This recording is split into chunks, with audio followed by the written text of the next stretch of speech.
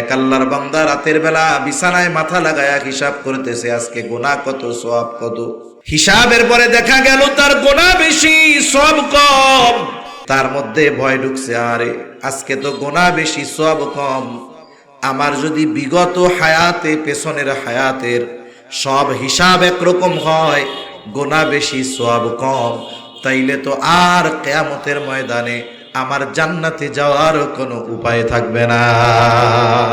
তা বলতেছিলাম যে আল্লাহ তাআলা যেই আদেশ দেন ওই আদেশ বাস্তবায়ন বান্দা কেমনে করবে সেটাও আল্লাহ বলে দেন। একটা উদাহরণ দিছি যে নামাজের আদেশ আল্লাহ করেছেন, তবে নামাজের পদ্ধতি আল্লাহ কোরআনে বলেন নাই, শিখতে হইছে কার থেকে? নবীর থেকে শিখতে হইছে। আরেকটা দেই, নামাজের মধ্যে রুকু করা ফরজ। রুকু করা কি? আল্লাহ তাআলা বলেন ওয়ারকাউ মা'আর রাকিঈন, রুকুকারীদের সাথে তোমরা রুকু করো। রুকু শব্দের শাব্দিক অর্থ হইল ঝুঁকা।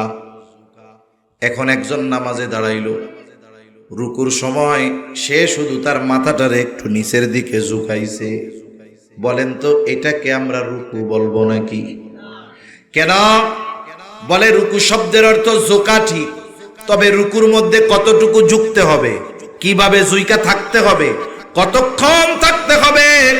আল্লাহ রুকুর আদেশ দিয়েছেন ঠিক, কিন্তু কতটুকু ঝুঁকতে হবে এটা আল্লাহ কোরআনে বলেন নাই, এটা শিখতে হয়েছে নবীর থেকে, ঠিক কিনা বলে?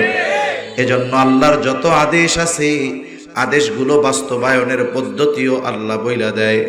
একটা হলো স্পষ্টভাবে, আর একটা হলো অস্পষ্টভাবে। এখন আসেন স্পষ্টভাবে আল্লাহ কোনগুলা বলে। এই যে তাকওয়ার আদেশ আল্লাহ তাআলা কোরআনে দেওয়ার সাথে সাথে এই তাকওয়া অর্জনের পদ্ধতি সুস্পষ্টভাবে যিনি জানাইছেন তিনি কে?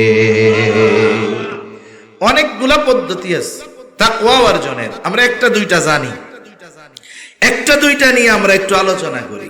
এক নাম্বার পদ্ধতি, তাকওয়ার আদেশ দিছেন কে? তাকওয়া অর্জন কোন পদ্ধতিতে করতে হবে শিখাইছেন কে? এক নাম্বার পদ্ধতি আল্লাহ তাআলা বলেন ইয়া আইয়ুহাল্লাযীনা আমানুত্তাকুল্লাহ। আল্লাহ তাআলা বলেন হে ঈমানদারেরা তোমরা মুত্তাকি হয়ে যাও।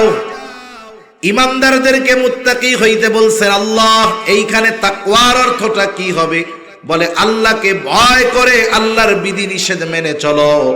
আমরা যদি জিজ্ঞাসা করি আল্লাহ এই ধরনের তাকওয়া কেমনে অর্জন করব, কেমন যেন প্রশ্ন করার আগে আল্লাহ তাআলা জবাব দিয়ে বলেন ওয়াকুনু মা'আস সাদিকিন। আল্লাহ তাআলা বলেন হে ঈমানদারেরা তোমরা যদি মুত্তাকি হতে চাও সত্যবাদীদের সঙ্গী হয়ে যাও। একটা ভালো মানুষের কি খালি একটা গুণ নাকি? অনেক গুণ আছে না? কিন্তু দেখেন আল্লাহ আবেদিন বলেন নাই, আল্লাহ যাকিরিন বলেন নাই, আল্লাহ শাকিরিন বলেন নাই, আল্লাহ সাদিকিন বলছে। সত্যবাদীদের সঙ্গী হয়ে যাও। তার মানে যেই ব্যক্তি আসলে সত্যবাদী হইতে পারে, সাদিক হইতে পারে, বাকি যত ভালো গুণ আছে সবগুলা তার মধ্যে পাওয়া যায়। সুবহানাল্লাহ বলে। তার মানে যে খাঁটি আহলুল্লাহ, যে বাস্তবেই সত্যবাদী সাদিক, তার মধ্যে আবেদের গুণ আছে, তার মধ্যে যাকিরের গুণ আছে, তার মধ্যে শাকিরের গুণ আছে। এক কথায় সকল গুণের সমন্বয়ে একটা মানুষ সাদিক হতে পারে। সুবহানাল্লাহ। নবীর পরে তো আর নবী নাই, ঠিক না? কিন্তু বলেন তো আমার আপনার নবীর পরে এই পৃথিবীর বুকে নবী রাসূলদের হিসাব আলাদা, আমার আপনার নবীর পরে গোটা পৃথিবীর মধ্যে সবচাইতে সম্মানিত ব্যক্তিকে আবু বকর। উপাধি কি? জোরে বলেন না কি? সিদ্দিক। এই সিদ্দিকের মধ্যে সব গুণ আছে। এজন্য আল্লাহ তাআলা বলেন সত্যবাদীদের সঙ্গী হয়ে যাও। বাস্তবেই যিনি সত্যবাদিতার গুণ অর্জন করতে পেরেছে, আহলুল্লাহ যারা, খাঁটি আহলে হক, পীর মাশায়েখ যারা, এদের মধ্যে আপনি ইবাদতের গুণ পাবেন। সকাল সন্ধ্যা নয় সর্বদা জিকিরের হালতে পাবেন। যেই অবস্থায় আছে আপনি তাদেরকে শুকরগুজার হিসাবে পাবেন। তার মানে আল্লাহ তাআলা এমন এক গুণের কথা উল্লেখ করেছে যেই গুণে গুণান্বিত মানুষের মধ্যে সব গুণ পাওয়া যায়। আমি মাঝে মধ্যে একটা গল্প কই আর কি, এটা জানি কেমন। বলে আগের আমলে কেউ যদি ম্যাট্রিক পাস করতো 5টা লেটার নিয়ে, 5 সাবজেক্টে 80-র উপরে পাইছে, তাহলে 10 গ্রাম পাড়ি দিয়ে এই ম্যাট্রিক পাস করে নেওয়ালা লোকটারে দেখার জন্য মানুষে আসতো, ঠিক না? 10 গ্রাম পাড়ি দিয়ে আসতো যে অমুক গ্রামে একজন 5টা লেটার পাইয়া ম্যাট্রিক পাস করছে, দলে দলে মানুষ তারে দেখার জন্য আসতো। তা এইরকম এক প্রত্যন্ত অঞ্চলে একজন মুরব্বী, সে এখনো তার এই বিশ্বাস যে ম্যাট্রিক আইয়া পাস যে করে সে হলো দেশের সর্বোচ্চ শিক্ষিত মানুষ। ওই সময় কিন্তু উচ্চ শিক্ষা ছিল, তবে এটা শহরে কিছু কিছু জায়গায়। এক লোক শহরে গেছে কষ্ট ক্লেশ কইরা, শহরে গিয়ে যত লেখাপড়া আছে শেষ করছে, ঢাকা ভার্সিটিতে ভর্তি হয়েছে, অনার্স করছে, মাস্টার্স করছে, সাথে সাথে বিসিএস দিছে, তাও সে পাশ কইরা বসছে। এখন সে ডক্টরেট করতেছে। যখন এলাকার মানুষ শুনছে, প্রত্যন্ত অঞ্চলের মানুষ, ওইখানে শিক্ষিত মানুষ নাই, যে আমাদের গ্রামে একজন লোক দেশের সবচেয়ে বড় শিক্ষিত মানুষ সে এলাকায় আসতেছে, এইবার মানুষ দলে দলে বাড়িতে আসছে তারে দেখার জন্য, যে দেশের সর্বোচ্চ শিক্ষিত মানুষ। দেখে দেখে চলে গেছে। এখন ওই মুরব্বী দাঁড়ায় রয়েছে। কোন মুরব্বী? যেই মুরব্বী জানে ম্যাট্রিক আইয়া পাশ করলে অনেক বড় শিক্ষিত। এখন মুরব্বী লোকটারে জিজ্ঞাসা করতেছে, বাজান, শুনলাম তুমি অনেক বড় শিক্ষিত, তা তুমি কি কি লেখাপড়া করছো? যে হায়ার এডুকেশন সম্পন্ন করছে, উচ্চ শিক্ষা অর্জন করছে, সে কি এই কথা বলবে যে আমি অন্যে ভর্তি হয়েছিলাম, পাশ কইরা 2 পাশ কইরা 3 পাশ কইরা 4? তার কি সে প্রাইমারি লেভেলের লেখাপড়ার কথা বলবে? হাই স্কুল লেভেলেরটা বলবে? ও কমপক্ষে অনার্স লেভেল থেকে শুরু করবে। যে বলবে আমি ঢাকা ইউনিভার্সিটি থেকে অনার্স মাস্টার্স করছি, বিসিএস দিছি, সাথে সাথে অমুক সাবজেক্টের উপরে আমি পিএইচডি করতেছি। তার শিক্ষাগত যোগ্যতার পরিচয় দেওয়ার সময় সে তো ম্যাট্রিক আর আইয়া পাশের কথা কয় নাই। এবার মুরব্বী একটু ই করে কয়, এত পড়ালেখা করলা, ম্যাট্রিক আইয়া পাস করছিলা? বুঝেন নাই কথা মনে হয়। এখন বলেন তো, যেই লোক মাস্টার্স কমপ্লিট করছে সে যদি ম্যাট্রিক আইয়া পাস না করতো, তাইলে ওই পর্যন্ত যাওয়ার যোগ্যতা তার হইতো নাকি? তার মানে কি, যিনি বিএ পাস করছে, এমএ পাস করছে, বাকি নিচের সব সার্টিফিকেট তার থৈলার মধ্যে আছে, ঠিক কিনা বলেন? বলে যে সাদিকিনদের অন্তর্ভুক্ত হতে পারছে, তার বাকি সব ভালো গুণ তার পকেটের মধ্যে আছে। এজন্য আল্লাহ এমন এক গুণের কথা উল্লেখ করছে যে ওই গুণের মানুষের কাছে গেলে বাকি সব ভালো গুণ তার থেকে পাওয়া যাবে। এখানে মূলত আল্লাহ তাআলা সুহবত, সংস্পর্শতা, আল্লাহ তাআলা এই বিষয়টারও গুরুত্ব দিয়েছেন যে কিছু বিষয় আছে লেখাপড়া করে অর্জন করা যায়, আর কিছু বিষয় আছে যেটা সুহবতের মাধ্যমে অর্জন করতে হয়। এখন তো মানুষ অনেক সচেতন, কিন্তু অনেক জায়গায় এখনো এমন আছে 8 ফেল ডাক্তার অভাব নাই। ডাক্তার কিন্তু 8 ফেল। বলেন তো 8 ফেল করে কি ডাক্তার হওয়া যায় নাকি? উনি কেমন ডাক্তার? মনে করেন এক এলাকায় একজন অভিজ্ঞ ডাক্তার ছিল, এখন তার জিনিসপত্র ধরার জন্য, ওষুধ নিয়ে দেওয়ার জন্য একটা লোক দরকার। এক ছেলে গরিব মানুষ, ম্যাট্রিক ফেল করছে, মা বাপ কয় যা কি সেন্দে আর নয় অন্য কাম করে আমাকে খাওয়া, লেখাপড়া করাইতে পারুম না। এখন ওই ডাক্তার কইছে, কি আর করবি, তুই আমার লগে আমার দোকানে থাক, আমার সাথে একটু হাতে জিনিসপত্র ধরাই দিলি, ওষুধ দেখাই দিলাম, বিক্রয় করলি। এখন এই 8 ফেল আল্লাহর বান্দা 20 বছর ওই ডাক্তারের সোহবতে থাকছে। 20 বছর ডাক্তারের সোহবতে থাইকা উনিও মোটামুটি প্রায় ডাক্তার হয়ে গেছে। বুঝেন নাই? এখন ওই ডাক্তার মনে করেন মারা গেছে, আমি এমনি বুঝাইতেছি আর কি, ডাক্তার মারা গেছে। এখন ডাক্তারের উত্তরসূরি নাই, সেই হিসাবে ডাক্তার মরার আগে ওসিয়ত করছে, ও আমার সাথে 2 যুগ কাটায়া দিল, ওরে তো আর বেশি কিছু দেই নাই, আমার দোকানদার মালিক আমি ওরে বানায়া দিলাম। এখন কি হইল দেখেন, উনি তো এমবিবিএস ডাক্তার ছিল, আর সাথে যে ছিল সে 8 ফেল ডাক্তার। কিন্তু ওই ডাক্তারের সাথে 2 যুগ থাইকা তার অভিজ্ঞতা এমন হইছে যে কারো যদি কাইটা যায়, ফাইডা যায়, ও সুন্দর মতো খেতা সেলাই দেওয়ার আগে মানুষের কাটা সেলাই দিয়ে ফেলতে পারে। রোগ হইলেই বুঝা যায় যে ওষুধ এটা দিতে হবে।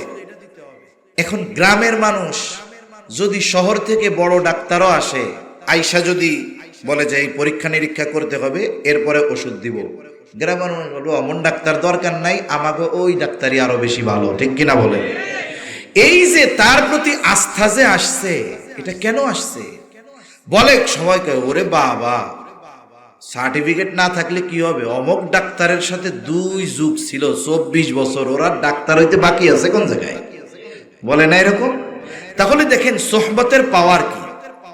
এই বাংলাদেশে যদি সর্বোচ্চ নম্বর পেয়ে একটা ছেলে এমবিবিএস কমপ্লিট করে, এরপরে যদি সে চায় যে আমি বাজারে এবার রোগী দেখা শুরু করব, বলে এ সুযোগ তার নাই। এমবিবিএস কমপ্লিট করার পরে একজন বিজ্ঞ ডাক্তারের সাথে তার থাকা লাগে, কারো 1.5 বছর লাগে, কারো 2 বছর লাগে, কারো 3 বছরও লাগে। ওই অভিজ্ঞ ডাক্তার, এটার ইন্টার্নি বলে, প্র্যাকটিক্যাল শিক্ষা। ওই ইন্টার্নি কমপ্লিট হওয়ার পরে ওই বিজ্ঞ ডাক্তার যদি এখন মনে করেন যে না, এরে রোগী দেখার অনুমতি দেওয়া যাইতে পারে, উনি সার্টিফিকেট দেয় যে হ্যাঁ, এর যে প্র্যাকটিক্যাল হাতে কলমে যেই শিক্ষা, ওর ইন্টার্নি কমপ্লিট হয়েছে, এখন থেকে ও রোগী দেখতে পারে, তার মানে পুঁথিগত বিদ্যা। এটার পরেও একজন ছাত্র যত মেধাবী হোক, ওকে একজন ডাক্তারের সোহবতে থাকা লাগে, এরপরে তার মধ্যে ওই শিক্ষার প্রভাব পড়ে। তার মানে দেখুন, জীবনের প্রতিটা ক্ষেত্রে, সর্বক্ষেত্রে, ভালো দিক হোক আর মন্দ দিক হোক, সোহবতের প্রভাব আছে না নাই?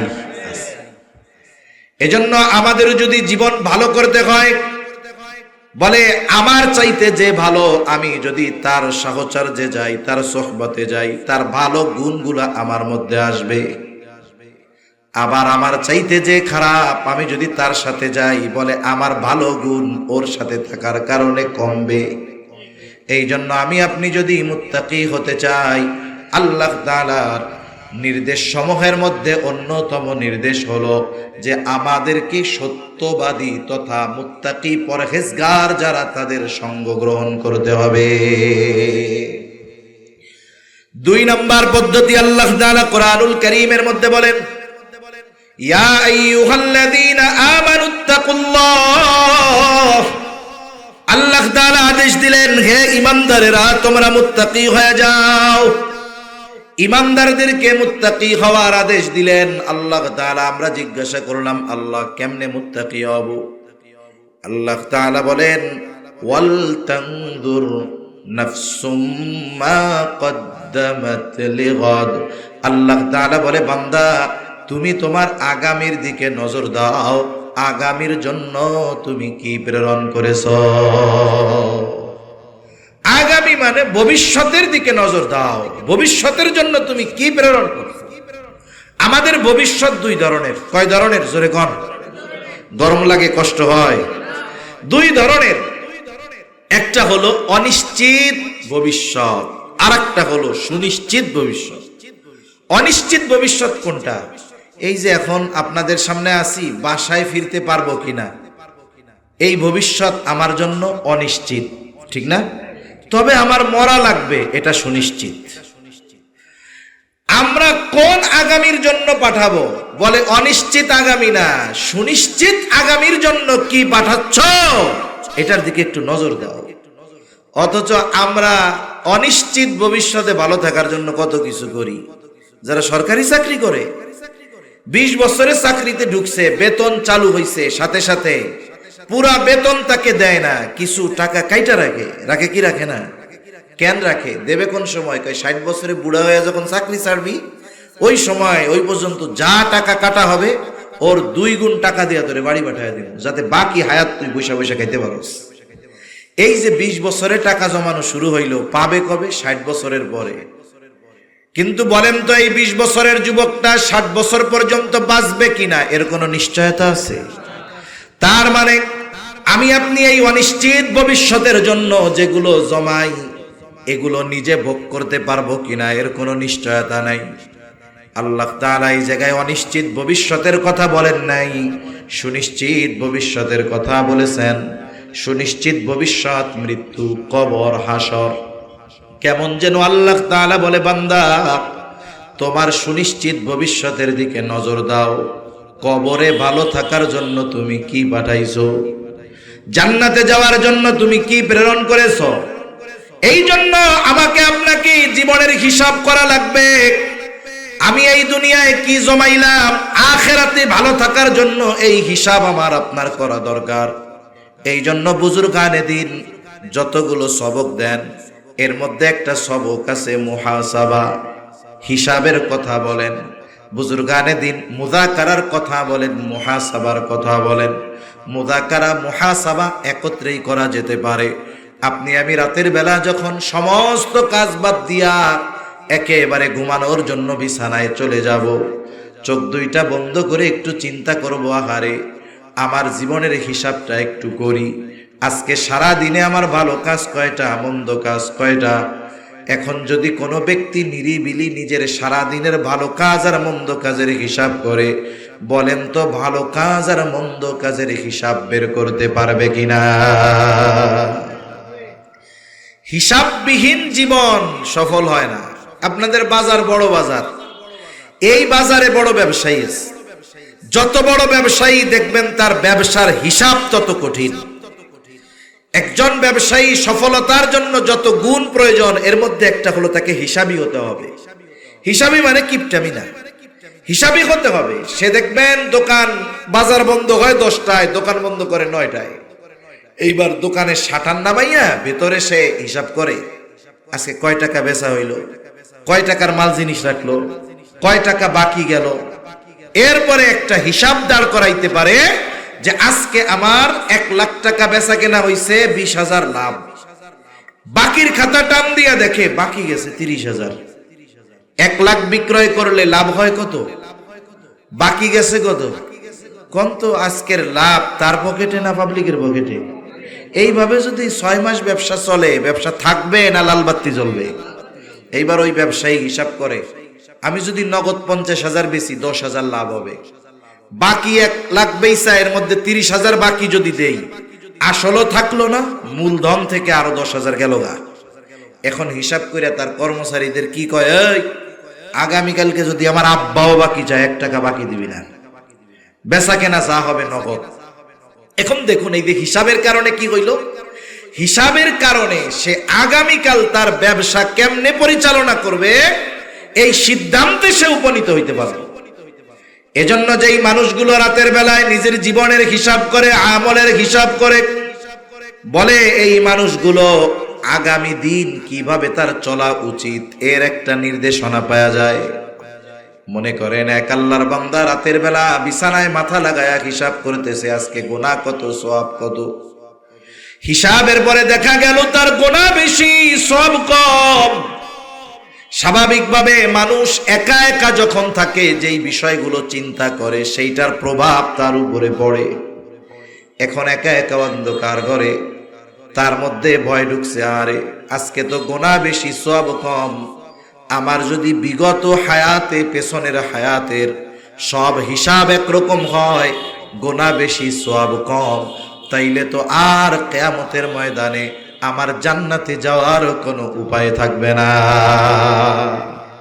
এই যে তার মধ্যে একটা চিন্তা ঢুকছে যে আমার যদি গোটা হায়াতের হিসাব এরকম হয়, গুনাহ বেশি সওয়াব কম, আর আজকে রাত যদি আমার জীবনের শেষ রাত হয়ে যায়, তাইলে আমার তো আর বাঁচার উপায় নাই। এখন দেখবেন ওর মধ্যে তাওবার আগ্রহ জাগবে। ও কমপক্ষে দুনিয়ার কেউ না জানলেও ও একাকী আল্লাহর কাছে বলবে, আল্লাহ আমার গুনার খবর আপনি ছাড়া কেউ জানে না, আমারে মাফ করে দেন। এই যে খালেস তওবা, এই যে 5 মিনিটের হিসাব তার জীবন পরিবর্তনের কারণ হয়ে যাইতে পারে কি পারে না? এজন্য আল্লাহ তাআলা বলেন, ওয়াল তানজুর নাফসুম মা কদ্দামাত লিগাদ। আগামীর দিকে নজর দাও, তুমি আগামীর জন্য কি প্রেরণ করেছো।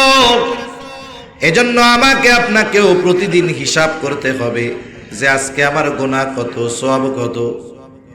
এইভাবে যদি প্রতিনিয়ত আমি আপনি হিসাবে অভ্যস্ত হয়ে যাই, হয়তো একটা সময় আসবে আমি আপনি রাতের বেলায় যখন হিসাব করব, কবিরা গোনা তো বহুদূর, খুঁজিয়া খুঁজিয়া সগীরা গোনাও ওই দিন পাওয়া যাবে না। এখন আবার কইতে পারে হুজুর কয় কি সগীরা গোনা পাবে না? সগীরা গোনা পাবে না কেন বললাম? কারণ এক নামাজ থেকে আরেক নামাজ, একজন ফজর পড়ছে, ফজর পড়ার পরে যখন সে জোহর পড়ে, দুই নামাজের মধ্যবর্তী যত সগীরা গুনাহ অটোমেটিক আল্লাহ মাফ করে দেয়। সুবহানাল্লাহ। এই আল্লাহর বান্দা তো আর টেলিভিশন দেখবে না, এই আল্লাহর বান্দা তো বাড়ির থেকে এশার নামাজের সময় আইসা নামাজটা পড়া বাড়ি যায় খায় দেয় ঘুমায় পড়বে, সগীরা গুনারও সুযোগ পায় নাই। তার মানে এই আল্লাহর বান্দা রাতে যখন শুবে, গোনা মুক্ত একটা দিন অতিবাহিত করে সে তখন বিছানায় যাবে। সুবহানাল্লাহ। এই পদ্ধতিগুলো আমাদেরকে মুত্তাকি বানাইতে পারে। দুইটা পদ্ধতি বললাম, এই দুইটার উপরে আমরা আমল করার চেষ্টা করি, আল্লাহ তৌফিক দান করেন। হাদিস যেহেতু পড়ছি, হাদিসের মধ্যেও আল্লাহর নবী তিনটা গুণের কথা বলছে। নবীজি সাল্লাল্লাহু আলাইহি ওয়াসাল্লামের এমন কোন খুতবা নাই, ওয়াজ নাই, যেই ওয়াজের মধ্যে নবীজি তাকওয়ার কথা বলেন নাই। নবীজি যখনই খুতবা দিতেন, সাহাবা একরামের সামনে বয়ান করতেন, সব বয়ানে, সব খুতবায় নবীজি তাকওয়ার কথা বলতেন। এই হাদিসের মধ্যেও নবীজি সাল্লাল্লাহু আলাইহি ওয়াসাল্লাম গুরুত্বপূর্ণ তিনটা গুণের কথা বলছে। এক নাম্বার গুণ, আল্লাহর নবী বলেন ইত্তাকিল্লাহা হাইথুমা কুনতা, তুমি যেখানেই থাকো না কেন ভয় করবা কাকে? জোরে বলেন। তার মানে আমাদেরকে মুত্তাকি হওয়ার নির্দেশ নবীজিও দিয়েছেন। এরপরে নবীজি বলেন ওয়াতবিইস সাইয়্যাতাল হাসানাতা তামহুহা, তোমার দ্বারা যদি কখনো মন্দ কাজ হয়ে যায়, পাপের কাজ হয়ে যায়, তুমি ভালো কাজ করবা, নেকের কাজ করবা। কেন? বলে মন্দ কাজের পরে যদি কেউ ভালো কাজ করে, ওই ভালো কাজ মন্দ কাজকে মিটায়া দেয়। তবে মন্দ কাজটা যেই লেভেলের, ভালো কাজটাও ওই লেভেলের হইতে হবে। মন্দ কাজ যদি কবিরা গুনাহ হয়, তাহলে ভালো কাজ হলো তওবা করা। মন্দ কাজ যদি কোনো মুরব্বির সাথে খারাপ ব্যবহার করা হয়, ভালো কাজ হইল তার কাছে ক্ষমা চেয়ে নেওয়া। তিন নম্বরে নবীজি সাল্লাল্লাহু আলাইহি ওয়াসাল্লাম বলেন ওয়াতবিইস সাইয়্যাতাল হাসানাতা তামহুহা ওয়া খালিকিন নাসা বিখুলুকিন হাসানিন, মানুষের সাথে সদাচরণ করবা। সদাচার এটা ব্যাপক অর্থবোধক একটি শব্দ। সদাচার হলো যেই মানুষটা যেমন হক আমার কাছে প্রাপ্য, ওই মানুষের সাথে ওই হক আদায় করার নাম হলো সদাচার। মা বাবার সাথে সদাচরণ মানে কি? মা বাবার হক আদায় করা। সাধারণ মানুষের সাথে সদাচরণ মানে কি? সাধারণ মানুষ যেই হক আমার কাছে পায় সেটা আদায় করা। আরে অমুসলিমের সাথেও সদাচরণ আছে, হিসাবে আমার কাছে যেই হক পায় সেই হক আদায় করা, এটা হলো তার সাথে সদাচরণ। আর এই তিন গুণের সমন্বয়ে যেই হাদিস, এই হাদিসের উপরে যদি আমরা আমল করতে পারি, তাহলে এক নম্বরে আল্লাহর হক আদায় করা হয়, দুই নম্বরে ব্যক্তির নিজের হক আদায় করা হয়, তিন নম্বরে মানুষের হক আদায় করা হয়। আল্লাহর হক কি? বলে আল্লাহর হক হলো তারই ইবাদত করা, তার সাথে কারো শিরিক না করা। এখন যে মুত্তাকি মানে আল্লাহকে ভালোবাসে, ভয় করে, সাথে সাথে আল্লাহ তাআলার আদেশ নিষেধ মেনে চলে, বলেন তো সে কোনোদিন শিরিক করবে? অন্য কারো দাসত্ব করবে? তার মানে মুত্তাকি বান্দাই আল্লাহ তাআলার হক যথাযথভাবে আদায় করে। দুই নাম্বার কথা নবীজি বলছে মন্দ কাজ হইলে ভালো কাজ করো। মানে আমার দ্বারা যদি কোনো পাপ হয়, আমি এই পাপ মোচনে ভালো কাজ করব। কেন করে? মানুষ নিজে নিজের উপরে জুলুম করে, শিরকের মাধ্যমে আল্লাহর সাথে জুলুম করে, আর আমি আপনি নিজের উপরে নিজে জুলুম করি। আমরা তো অনেক সময় জুলুম বলতে বুঝি একজনকে পিটাইলাম, মাথা ফাটাইয়া দিলাম, তার হক মাইরা খাইলাম। শুধু এটাই জুলুম নয়, মানুষ নিজের উপরে নিজে জুলুম করে পাপাচারে লিপ্ত হওয়ার মাধ্যমে, গুনাহ করার মাধ্যমে মানুষ নিজের উপরে জুলুম করে। আল্লাহ তাআলা কোরআনুল কারীমের মধ্যে এই কথা বলছে। আল্লাহ তাআলা সৃষ্টির শুরু থেকে নিয়ে 12টা মাস আল্লাহ তাআলা নির্ধারণ করছে। এই 12 মাসের মধ্যে 4টা মাস সম্মানিত মাস। বিশেষ নির্দেশনা আল্লাহ তাআলার পক্ষ থেকে এই 4 মাসে কি করবে? আল্লাহ তাআলা বলেন, ফালা তাযলিমু ফীহিন্না আনফুসাকুম।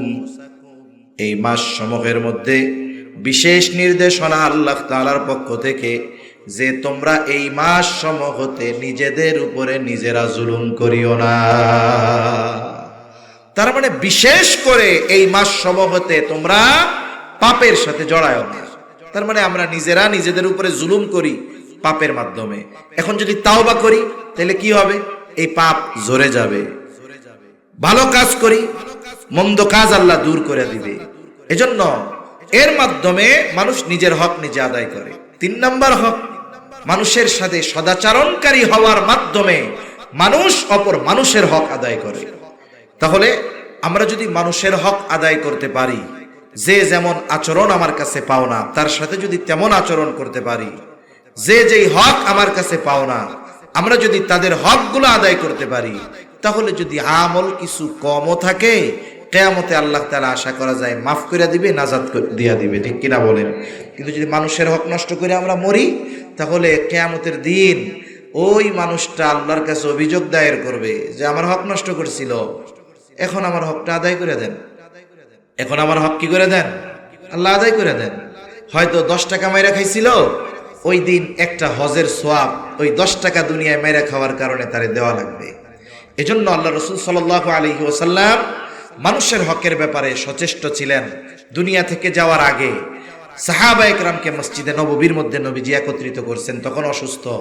যে কথাগুলো নবীজি বলছেন এর মধ্যে একটা কথা হইল, তোমরা যদি কেউ আমার কাছে কোনো হক পাওনা থাকো আমার কাছ থেকে সেটা চেয়ে নাও, কারণ আমি চাই না কেউ আমার কাছে কোনো কিছু পাওনা থাকবে আর এই অবস্থায় আমি আল্লাহর সাথে মিলিত হব। আবার মনে রাখতে হবে, টাকা পয়সার সাথেই যে শুধু বান্দার হক সম্পৃক্ত তা না, আচরণের সাথেও বান্দার হক সম্পৃক্ত। নবীজি সাল্লাল্লাহু আলাইহি ওয়াসাল্লাম এক হাদিসের মধ্যে বলেন, তোমরা ওই দিন আসার আগে সতর্ক হও। কোন দিন? বলে যেই দিন আল্লাহ তাআলা বাদী বিবাদীর মধ্যে ফয়সালা করে দিবে। দুনিয়াতে কেউ যদি কারো সাথে অন্যায়ভাবে খারাপ আচরণ করে, অন্যায়ভাবে যদি খারাপ আচরণ করে, কিয়ামতের দিন এই বিষয়েরও ফয়সালা করবেন কে? আরো জোরে বলেন কে? আল্লাহ ফয়সালা করবে। এজন্য আজকে আমরা কি শিখলাম? মাহফিল তো শুনলাম, মাহফিল থেকে কিছু নিয়ে যাওয়া লাগবে না? এই যে পোকের মধ্যে, গরমের মধ্যে, বৃষ্টির মধ্যে এই যে বৈশা বৈশা আপনারা, আমি তো উপরে চেয়ারে বসছি, আপনারা কত কষ্ট করে বৈশা আছেন, আবার বাতাসও শুরু করছে আমার পেছন দিয়া, এটা বাদ দেন, থাক, লাগবো না। এই যে কষ্ট করে এত সময় ব্যয় করা হলো, আমি কি অর্জন করলাম? আমাকে এটা হিসাব করতে হবে। আজকে কি শিখলাম? আমরা একটা হাদিস শিখলাম, যেই হাদিসের মধ্যে তাকওয়া অর্জনের নির্দেশ দিয়েছেন নবীজি সাল্লাল্লাহু আলাইহি ওয়াসাল্লাম। আর আল্লাহ তাআলাও বলেছেন, হে ঈমানদারেরা, তোমরা মুসলমান না হয়ে মৃত্যুবরণ করো না। আল্লাহ বলেছেন, ইয়া আইয়ুহাল্লাযীনা আমানুত্তাকুল্লাহ হাক্কা তুকাতিহি, হে ঈমানদারেরা তোমরা আল্লাহকে ভয় করো, ভয় করার মতো ভয় করো। ওয়ালা তামুতুন্না ইল্লা ওয়া আনতুম মুসলিমুন, আর মুসলমান না হয়ে মৃত্যুবরণ করো না। মুসলমানি দিলেই সে মুসলমান না, বুঝলেন? মুসলমানই ছিলেন তো, ওইটা দিলেই মুসলমানই না। এখন অনেক অমুসলিমরা ওইটা কেটে ফেলে, তাই বলে কি সে মুসলমান হয়ে যাবো? গরুর গোশত খাইলেই মুসলমান না। প্রকৃত মুসলমান কে হবে? একটার পর একটা কথা আল্লাহর পক্ষ থেকে, যে আল্লাহকে যথাযথভাবে ভয় করে, আল্লাহর নিষেধ আদেশ অমান্য করে, এই ব্যক্তি আসলে মুসলমান হয়। এজন্য আল্লাহ বললেন যে মুসলমান না হয়ে মইরো না। তার মানে কি? যে নিজের সব কিছুকে আল্লাহর সামনে সঁপে দেয়, আল্লাহর বিধিনিষেধ মেনে চলে, এই ব্যক্তি মুত্তাকি। আর মুত্তাকি মাত্রই প্রকৃত মুসলমান হতে পারে।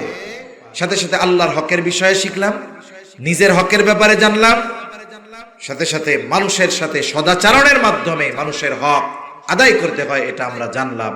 আল্লাহ তাআলা কথাগুলোর উপরে আমল করার তৌফিক দান করেন, আমিন। সবাই বলি আমিন। এখন দোয়া হয়ে যাবে।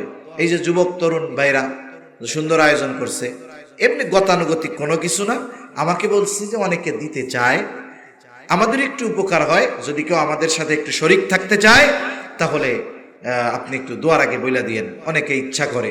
এজন্য আপনারা যদি কেউ এরকম চান যে আমাদের এই যুবক ভাইদের সাথে, তরুণ ভাইদের সাথে একটু সম্পৃক্ত থাকবেন, তাদের একটু সহযোগিতা করবেন, তারা যেন ভবিষ্যতেও এই বিষয়গুলো জারি রাখতে পারে, আরো মুহাক্কিক বুজুর্গ উলামায়ে কেরাম যেন তাদের পদাচারণা যেন হয়, এজন্য উৎসাহ উদ্দীপনার জন্য আপনারা যদি কেউ তাদেরকে একটু সহযোগিতা করতে চান বলতে পারেন।